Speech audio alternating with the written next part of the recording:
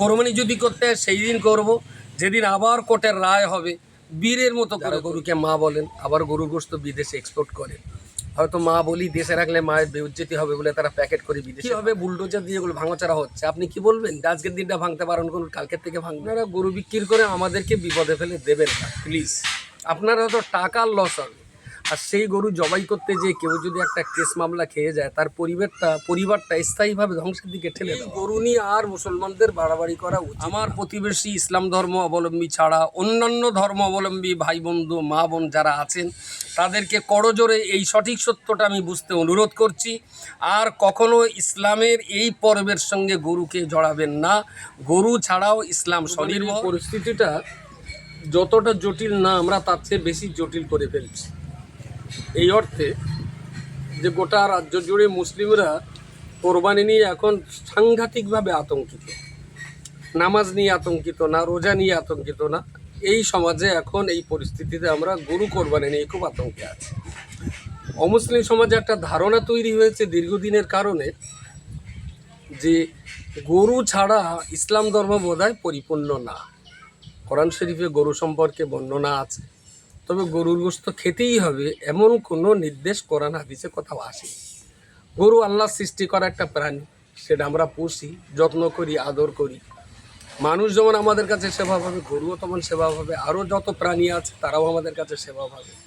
কিন্তু কোরবানির সাথে গরুর যে অবিচ্ছেদ্য সম্পর্ক মনে করা হয়, এই ধরনের কোনো সম্পর্ক ইসলামের নেই।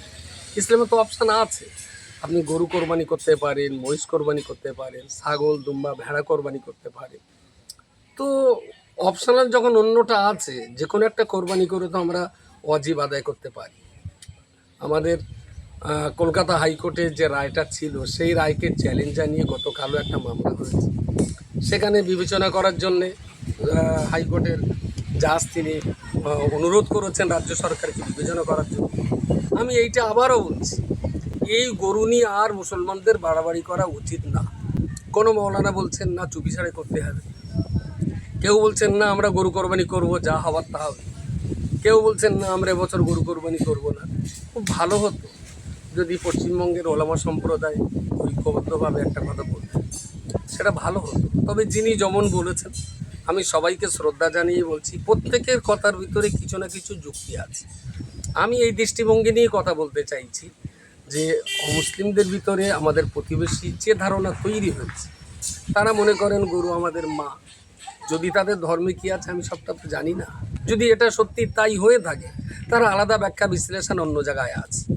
যদি তারা হিংসাত্মকভাবে মনে করেন যে আমাদের মাটা না, আমরা এমনি গরু জবাই করতে দেবো না, সেটাও যদি হয়ে থাকে, সেটাও তাদের নিজস্ব ব্যাপার। আমি ছেড়ে দিয়ে বলছি যে গরুর সঙ্গে ইসলামিক পর্ব দিবস ঈদ উল আযহা বা বকরা ঈদ যেটা আমরা বলি, এর সাথে গরুর সঙ্গে কোনো অবিচ্ছেদ্য সম্পর্ক নেই।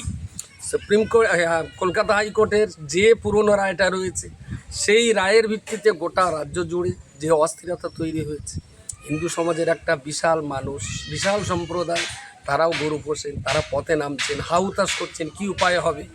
আমি তাদের কাছে খুব বিনয়ের সঙ্গে বলছি যে আপনারা গরু বিক্রি করে আমাদেরকে বিপদে ফেলে দেবেন না প্লিজ। আপনারা তো টাকার লস হবে। আর সেই গরু জবাই করতে যে কেউ যদি একটা কেস মামলা খেয়ে যায়, তার পরিবারটা স্থায়ীভাবে ধ্বংসের দিকে ঠেলে দেওয়া হবে। আপনি 40,000 টাকার জন্য ভাবছেন, মুভমেন্ট করছেন, আন্দোলন করছেন যে এবারের মতো অন্তত আমাদের গরুটা কেনা হোক।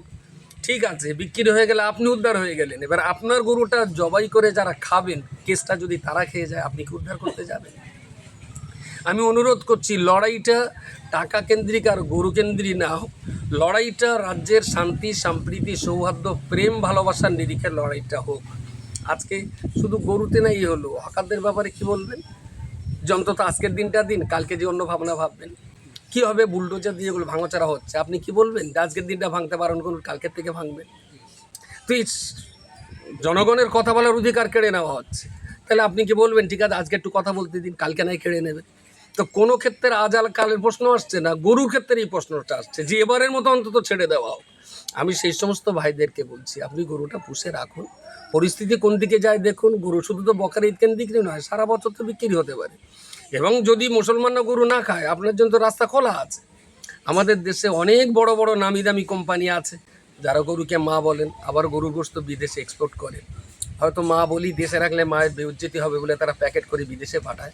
আপনার গরু তো বিক্রি করার প্রচুর জায়গা আছে, সেই সমস্ত জায়গায় বিক্রি করে দেবেন। এই গরুর সাথে দয়া করে মেহেরবানি করে আর ইসলামের অবিচ্ছেদ্য সম্পর্কটা আপনারা জড়াবেন না দয়া করে।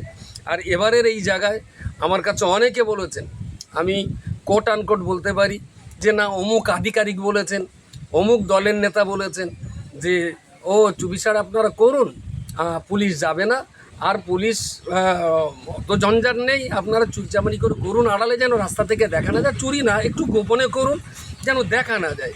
এই রকমভাবে অনেক মুসলমানদেরকে গরু কোরবানি করতে বিভিন্নভাবে আমার কাছে খবর আছে, আধিকারিক বলি বা বিভিন্ন রাজনৈতিক দলের নেতা বলি, তাদের কথায় কিছু মুসলমান উৎসাহিত হচ্ছেন। আমি সেই সমস্ত মুসলমানদের কাছে একেবারেই করজোরে নিবেদন করে বলছি, দয়া করে এই চক্রে আপনি ফেঁসে যাওয়ার সম্ভাবনা রয়েছে আপনার। কোনো রকম এই চক্রান্তে পা দেবেন না।